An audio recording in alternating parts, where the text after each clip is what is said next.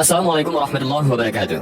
Dan inilah rahasia Firaun membangun piramida Mesir menurut Al-Quran. Mesir merupakan salah satu negara yang mempunyai satu dari 7 keajaiban dunia. Lewat piramidanya, negara dengan ibu kota Kairo itu berhasil menarik ribuan orang untuk melihat bagaimana menakjubkannya bangunan yang berbentuk 5 segi 4 itu. Piramida Mesir dikenal sebagai tempat makam raja-raja. Kabarnya, raja-raja dan bangsawan Mesir ketika meninggal langsung diawetkan dan disimpan bersama harta kekayaannya. Sejak lama, para ilmuwan bingung bagaimana cara sebuah piramida dibangun. Hal ini karena teknologi untuk mengangkat batu-batu besar yang bisa mencapai ribuan kilogram ke puncak-puncak bangunan piramida tersebut belum ditemukan di zamannya. Seperti piramida Agung Giza yang dibangun pada dinasti keempat oleh Firaun Khufu, menjadi salah satu bangunan terbesar yang dibuat oleh manusia. Tak hanya itu, hebatnya lagi, konstruksi piramida menggunakan lebih dari 2 juta balok batu, yang masing-masing beratnya lebih dari 2 ton. Lantas bagaimana caranya orang Mesir kuno bisa mengangkut balok batu yang sangat berat itu? Apa rahasia di balik pembangunan piramida tersebut? Apa tujuan Firaun membangun piramida tersebut? Dan siapakah arsitek dengan otak secerdas itu mampu merancang dan membangun bangunan setinggi itu yang orang modern saja belum tentu mampu membuatnya? Teka-teki bagaimana piramida dibangun oleh Firaun memang menjadi banyak pertanyaan oleh para ilmuwan. Banyak ilmuwan yang bingung bagaimana batu besar dan berat tersebut bisa berbentuk tanpa alat teknologi yang canggih. Lebih dari itu, sebenarnya apa tujuan Firaun membuat piramida yang begitu megah? Dalam berita ilmiah yang diterbitkan pada Journal of American Ceramic Society, para ilmuwan mengkonfirmasi bahwa Firaun untuk membangun berbagai monumen yang tinggi termasuk piramida menggunakan tanah liat ataupun tanah seluri yang dipanaskan hingga membentuk batu keras yang sulit dibedakan dengan batu aslinya. Menurut para ilmuwan, tidak mungkin mengangkat batu yang beratnya ribuan kilogram tersebut. Oleh karenanya, Firaun menggunakan batu alam untuk membangun dasar, lalu menggunakan batu lumpur yang dibakar, kemudian disusun membentuk piramida. Model pembakaran batu lumpur tersebut dicampur dengan lumpur kapur di tungku perapian yang dipanaskan dengan uap air garam. Setelah itu, uap air ini ikut membentuk campuran tanah liat. Lalu tahapan selanjutnya dengan membuat cetakan di atas kayu dan dituangkan dalam tempat yang disediakan di dinding piramida. Para ilmuwan mengatakan bahwa Firaun mahir dalam ilmu kimia serta dalam mengelola tanah liat hingga menjadi batu. Teknik ini menjadi hal yang sangat rahasia jika dilihat dari kodifikasi nomor di batu yang mereka tinggalkan. Selain itu, Profesor Joseph Davidovich meneliti langsung batu piramida yang diambil dari piramida Giza.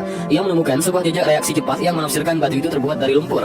Sebelumnya, pakar geologi dahulu belum memiliki kemampuan membedakan antara batu alam dan batu buatan. Tetapi dengan peralatan canggih sekarang ini, sang profesor akhirnya bisa membedakan. Ia pun juga menguji pembuatan batu lumpur dengan model yang sama dalam tempo 10 hari. Hasilnya, ia dapat menafsirkan secara akurat bahwa pembangunan piramida itu memang dibuat menggunakan model pembuatan batu-batu dengan tanah liat ataupun lumpur yang dibakar api. Menariknya, jauh pada 14 abad yang lalu, sebelum penelitian yang dilakukan oleh para ilmuwan tersebut, Al-Quran telah lebih dulu menjelaskan alasan dan tujuan Firaun membuat piramida. Bahkan bahan untuk membuat piramida pun sudah Allah sebutkan dalam Al-Quran. Sebagaimana dalam surah Al-Qasas ayat 38, Allah Subhanahu wa Ta'ala berfirman, dan berkata Firaun, "Hai pembesar kaumku, aku tidak mengetahui Tuhan bagimu selain aku. Maka bakarlah hai Haman untukku tanah liat, kemudian buatkanlah untukku bangunan yang tinggi, supaya aku dapat naik untuk melihat Tuhan Musa. Dan sesungguhnya aku benar-benar yakin bahwa dia termasuk orang-orang pendusta." Al-Quran surah Al-Qasas ayat 38. Dalam ayat ini disebutkan tujuan Firaun membuat sebuah bangunan tinggi dari tanah liat tersebut adalah untuk melihat Tuhan Nabi Musa alaihissalam ke langit. Ia ingin membuktikan benarkah di atas sana ada Tuhannya Nabi Musa atau tidak. Hal menarik yang disebutkan Al-Quran adalah sepenggal ayat yang mengatakan, "Maka bakarlah hai Haman untukku tanah liat, kemudian buatkanlah untukku bangunan yang tinggi." Dalam ayat ini disebutkan secara lugas bahwa asal pembuatan bangunan yang saat ini dikenal dengan piramida disebutkan Al-Quran terbuat dari tanah liat yang dibakar. Inilah satu lagi keajaiban Al-Quran yang terkuak oleh sains abad modern. Bagaimana mungkin Al-Quran yang diturunkan 14 abad dahulu bisa menyebutkan secara eksplisit pembuatan piramida? Rasulullah SAW pun tak pernah ke Mesir atau menyaksikan piramida secara langsung. Bahkan beliau pun tak pernah tahu bahwa di Mesir ada bangunan besar bernama piramida, selain apa yang diwahyukan kepadanya. Ini membuktikan bahwa Al-Quran adalah wahyu Allah Subhanahu wa Ta'ala yang diturunkan kepada Rasul bernama Muhammad Sallallahu Alaihi Wasallam. Maha benar Allah atas segala firman-Nya. Lalu, siapakah arsitek dengan otak jenis yang mampu merancang dan membangun bangunan setinggi piramida yang orang modern saja belum tentu mampu membuatnya? Allah Subhanahu wa Ta'ala sebutkan bahwa pembuat bangunan-bangunan tinggi itu bernama Haman, dan tujuan pembuatan bangunan-bangunan itu adalah supaya Firaun dapat naik dan melihat Tuhannya Musa dari atas bangunan itu. Namun, siapakah Haman? Awalnya kaum Kristen menghina Al-Quran tidak tahu sejarah karena Haman dalam kitab Bible disebutkan adalah pembantu raja di masa Babilonia. Sedangkan menurut Al-Quran, Haman adalah pembantu Firaun yang hidup di zaman Nabi Musa alaihissalam. Profesor Maurice Bucaille, seorang ahli bedah asal Prancis sekaligus sejarawan hebat, mengatakan awalnya nama Haman tidak dijumpai dalam sejarah Firaun dan dilupakan karena bahasa hieroglifnya telah dilupakan. Ketika saya mencari nama Haman dalam kamus bahasa hieroglif, dan saya dapati bahwa ia adalah seorang yang hidup di istana Firaun sebagai kepala staf ahli pahat batu dan orang yang bertanggung jawab atas bangunan-bangunan besar milik Firaun masa itu. Demikianlah penjelasan Profesor Maurice Bucaille yang menguatkan fakta bahwa Haman adalah pembantu Firaun yang memiliki peran penting dalam pembangunan kerajaan Firaun. Untuk lebih lengkapnya, bisa dilacak dalam buku Bible, Quran, dan Sains Modern karya Profesor Maurice Bucaille. Dalam buku itu dijelaskan, Al-Quran konsisten terhadap ilmu pengetahuan dan fakta-fakta sejarah, namun tidak pada Bible, yang justru banyak terdapat kontradiksi dalam menjelaskan sains dan sejarah-sejarah. Di dalam Al-Quran, nama Haman disebutkan 6 kali dan selalu berhubungan dengan Firaun. Ibnu Katsir dalam Qasasul Anbiya menjelaskan bahwa Haman adalah salah satu orang yang paling berpengaruh dalam kerajaan Firaun. Ia adalah orang yang paling bertanggung jawab atas bangunan-bangunan milik Firaun. Ia juga penasehat utama Firaun dan juga orang yang sangat diandalkan Firaun dalam segala urusannya.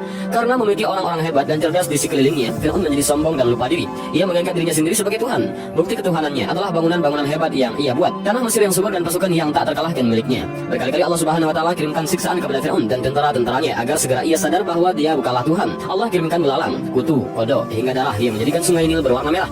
Namun peringatan itu tidak pernah dia gubris. Justru ia menyalahkan Musa dan orang-orang Bani Israel yang mengikuti Musa dan menuduh mereka bahwa merekalah orang-orang yang membawa sial di negeri yang ia kuasai. Ketika peristiwa berubahnya tongkat Nabi Musa AS menjadi ular di hadapan para penyihir dan memakan ular-ular palsu milik para penyihir Firaun, terbesit keraguan di dalam hati Firaun dan ia mulai mengakui bahwa dirinya bukanlah Tuhan. Namun Haman kembali meyakinkan bahwa Firaun adalah Tuhan dan tidak ada Tuhan selain Firaun. Musa hanya pembohong karena pada kenyataannya memang tidak ada siapapun di langit sana. Mendengar perkataan Haman, inilah membuat Firaun kembali sombong dan menetapkan bahwa ia adalah Tuhan yang tunggal. Untuk membuktikan bahwa tidak ada Tuhan di langit sana, ia perintahkan Haman untuk membuat bangunan yang tinggi. Maka Firaun memerintahkan kepada Haman untuk membuat bangunan-bangunan yang tinggi menjulang ke langit supaya Firaun bisa bertemu Tuhannya Musa. Konon pembuatan menara itu membutuhkan 50.000 pekerja, belum termasuk tukang dan kuli. Haman membakar tanah liat dan membentuknya menjadi batu yang utuh dan kemudian disusun untuk menjadi bangunan menara. Ketika Firaun naik menara itu, ia melepaskan anak panahnya dan anak panah itu pun kembali dengan berlumur darah. Firaun membohongi Musa dan pengikutnya bahwa Tuhan yang ada di langit telah mati. Padahal sebenarnya Firaun hanya mencelupkan anak panahnya ke dalam darah sebelum ia melepaskannya. Atas bisikan Haman pula lah Firaun berusaha membunuh dan menangkap Nabi Musa alaihissalam.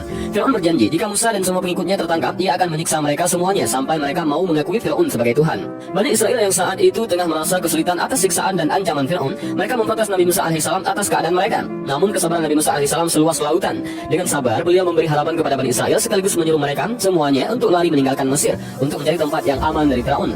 Firaun sendiri bersama Haman telah bergerak mengejar Nabi Musa alaihissalam beserta pengikutnya sebelum mereka berhasil lolos dari daerah kekuasaannya. Firaun membawa kereta kuda mewahnya dan tentara terbaiknya. Ia didampingi Haman, yaitu orang yang paling ia percaya. Sesampainya Firaun di tepi Laut Merah, Nabi Musa memukulkan tongkatnya ke atas air laut. Seketika laut itu terbelah dan terbukalah jalan untuk mereka menyeberang. Ketika Firaun dan bala tentaranya melihat laut terbelah seperti itu, Haman kembali meyakinkan Firaun bahwa laut itu tunduk atas perintah Firaun. Maka Firaun pun memerintahkan pasukannya untuk mengejar Nabi Musa alaihissalam dan para pengikutnya.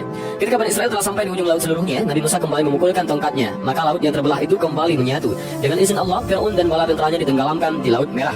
Di saat terakhir seperti itulah Firaun berkata, "Aku beriman kepada Tuhan Musa dan Tuhannya Harun."